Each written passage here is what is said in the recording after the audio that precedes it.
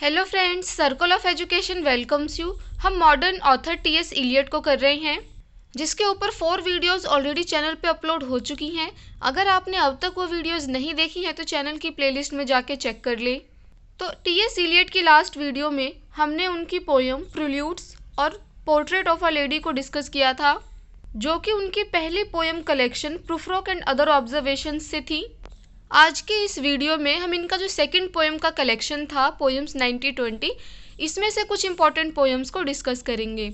तो अगर आपको वीडियोस पसंद आ रही हैं, नोट्स समझ आ रहे हैं, तो वीडियो को लाइक करें। आपके जो भी ओपिनियन है कमेंट सेक्शन में रखें, और अगर आप चैनल पे नए हैं तो चैनल को सब्सक्राइब करें। चलिए आज के इस वीडियो को हम शुरू करते हैं। तो जैसा कि अभी हमने डिस्कस किया कि ये पब्लिश हुई थी पोएम्स 1920 कलेक्शन में, और इसका जो टाइटल है ना ज़ेरोंशियन, ये कहाँ से लिया गया है? तो एक ग्रीक वर्ड है ज़ेरोन, वहाँ से जो है ये टाइटल आया है। और ज़ेरोन का मतलब क्या होता है? A little old man. ये भी ड्रामेटिक मोनोलॉग के रूप में ही लिखा गया है। इसमें 6 स्टेंजास देखने को मिलेंगे और ये फ्री वर्स में लिखा है। और थ्रू द ड्रामेटिक मोनोलॉग ही हमें क्या देखने को मिलता है? इस पोएम में डिस्क्राइब किया जाता है कि यूरोप की कंडीशन क्या है आफ्टर वर्ल्ड वॉर 1। क्योंकि जाहिर सी बात है 1920 में अगर ये पोएम पब्लिश हुई है तो यानी वर्ल्ड वॉर 1 जो है वो जा चुका है। वर्ल्ड वॉर 1 को ही ये लोग फेस कर रहे हैं। तो उस वक्त जो भी कंडीशंस चल रही थी वो कहीं ना कहीं हमें लिटरेचर में देखने को मिलेगी ही। तो यहाँ पे यूरोप को दिखाया गया है कि वर्ल्ड वॉर 1 के बाद यूरोप की कंडीशन क्या है, और वो कंडीशन किसके थ्रू दिखाई जा रही है? एक मैन की आंखों से दिखाई जा रही है, और उसी का नाम जो है वो ज़ेरोंशियन है। The eyes of man who has lived the majority of his life in the 19th century.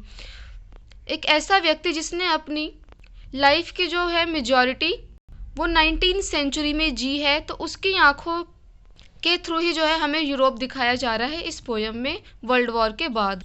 तो इस जो ज़ेरोंशियन है ये रिप्रेजेंट करता है मॉडर्न मैन को। This modern man is in a state of disintegration. The life of Gerontion and his contemporary is useless. Their life is full of conflict, insecurity, corruption and spiritual decay. तो modern age में हमको यही देखने को मिल रहा था, और modern age के साथ साथ वर्ल्ड वॉर 1 के भी क्या इम्पैक्ट पड़े थे सोसाइटी में, ये सब जो है हमें इस पोएम में देखने को मिलता है।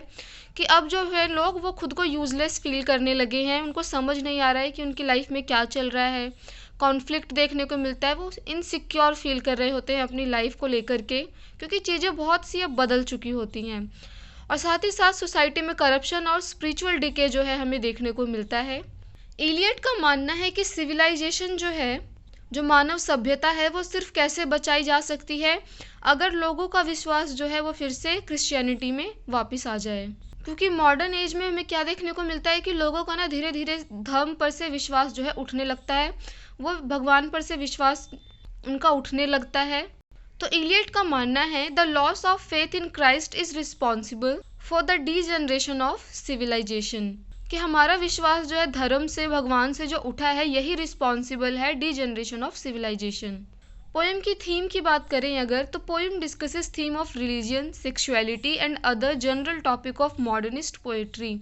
यानी मॉडर्न एज में जो भी हमें एलिमेंट्स देखने को मिलते हैं, मॉडर्निस्ट पोइट्री में जो भी एलिमेंट्स देखने को मिलते हैं, religion, love, sex, sexuality, spiritual decay, ये सब जो है थीम्स हमें इस पोएम में देखने को मिलती हैं।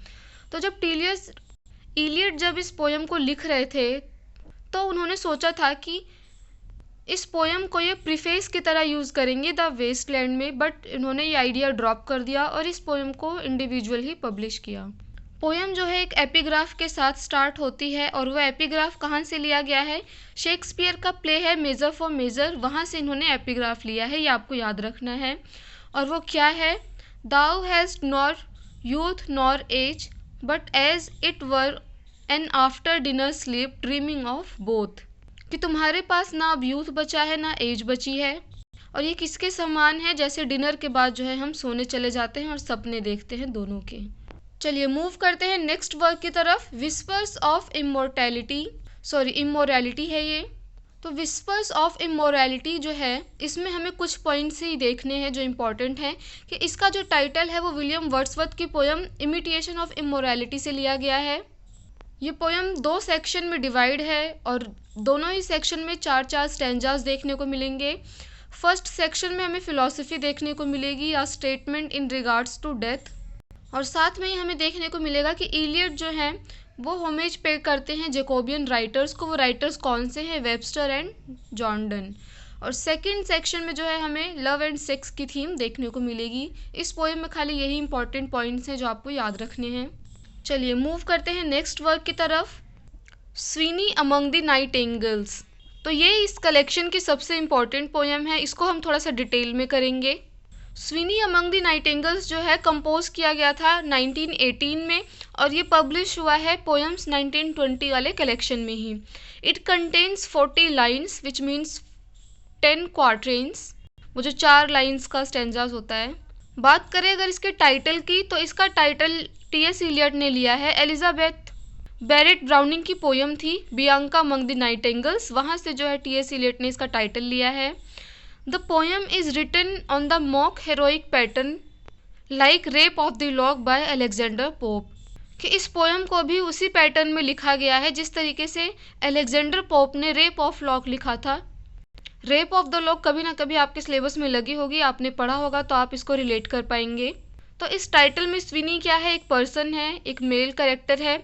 और यहाँ पे जो नाइटिंगेल्स है ना, ये वर्ड यूज़ किया गया है प्रोस्टिट्यूट्स के लिए, एक स्लैंग की तरह यूज़ किया गया है यहाँ पे नाइटिंगेल्स को।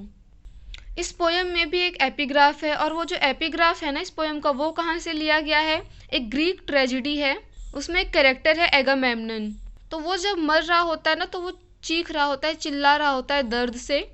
वो मर रहा होता है और उसको मारने वाली कौन होती है? उसकी खुद की क्वीन ही जो होती है वो उसको धोखा देती है और मार देती है। क्वीन का नाम क्या था ये देखते हैं, क्लाइटेमेनेस्ट्रा। तो एपिग्राफ क्या होता है ना, हमें पोएम के शुरू में ही पढ़ने को मिल जाता है। तो एपिग्राफ से ही जो है कहीं ना कहीं हम आइडिया लगाते हैं कि आने वाली पोएम में हमको क्या पढ़ने को मिलेगा। तो एपिग्राफ में ही जब हमें धोखे का, रोने का, चीखने का रेफरेंस मिलता है तो इसी से जो है रीडर को एक हिंट मिल जाता है, हमको हिंट मिल जाता है कि पोएम में क्या होने वाला है।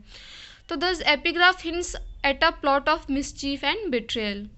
एपिग्राफ भी जो है वो ग्रीक में ही है, लेकिन इसका इंग्लिश ट्रांसलेशन क्या बनेगा? Alas I am struck deep within a mortal blow. तो इस पोएम में क्या होता है? स्वीनी एक कैरेक्टर होता है जो कि एक पब में जाकर के बैठता है। क्योंकि यहाँ पे मॉडर्न एज की बात हो रही है तो इसलिए रेफरेंस भी ऐसे ही देखने को मिलेंगे हमें।